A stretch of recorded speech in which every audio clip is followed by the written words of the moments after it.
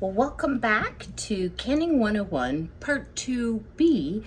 I wanted to bring you back and just share with you that our pickles have been in the canner for 10 minutes, turned it off, then I let it sit for 5 minutes, and now we're ready to pull them out. And I thought it might be interesting for you to kind of see inside the canner. It does have a rack.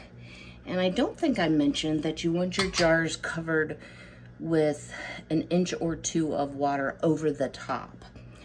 So using our jar lifter, here are our beautiful pickles.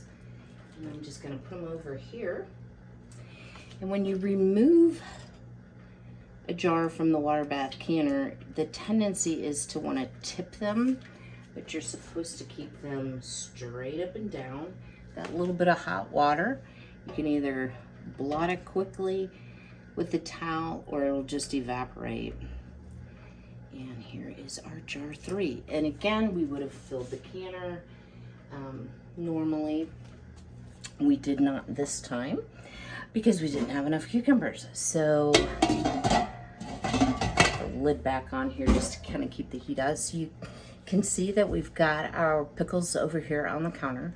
I'm kind of hoping while I'm talking that we'll have one seal so you get to hear the ping. But what will actually happen is, as these jars cool, the lid will actually come down and seal, and the little button that's normally raised on the lid will go down flat or be slightly indented, and it makes a sound, and that's a beautiful sound to a canner. We want to leave these undisturbed for 24 hours before we take our bands off, wash up our jars, pardon me, because sometimes you have some liquid that may have escaped out of the lid before it seals, or just generally gets a little bit sticky sometimes. So I always wash my jars, take the rings off. You always store without your rings.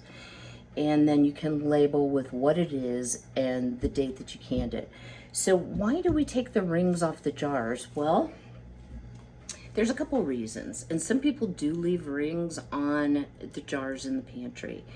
But one of the main reasons I always take mine off is in case you have failure of one of the seals of the lids, if the ring is on there, it's harder to tell that is unsealed. And because if it doesn't have a ring, the lid kind of falls off when you pick it up. So I just feel it's a safer way to can. You'll always want to follow your recipe, your USDA approved recipe for timing. How long would something like this be good on the shelf? Well, that kind of depends on the source that you check. I personally believe that up to 5 years, depending on the product, but certainly a couple years. So as you're doing your canning, you're going to want to make sure that you don't can more than your family or your tribe or whoever you're feeding will eat if it's just you, within a reasonable amount of time. And I'm going to say 2 to 3 years is always my target. I don't like going over 3 years, but I do believe things can be shelf stable for up to 5 years, depending on what you're canning and how you're canning it. Pressure canning certainly, I feel, is shelf stable a little bit longer. So of course, because we want them to, we're not going to get to hear any pings. I do see one of the jars is already sealed, so probably it pinged and I just zoned out, or it may have pinged when I brought it out and was just making too much noise. So again, thank you for watching. I hope you enjoyed this Canning 101 Part 2B, so you get to actually see the pickles that we made today.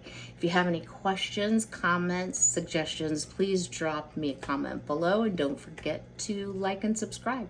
Thanks so much for watching.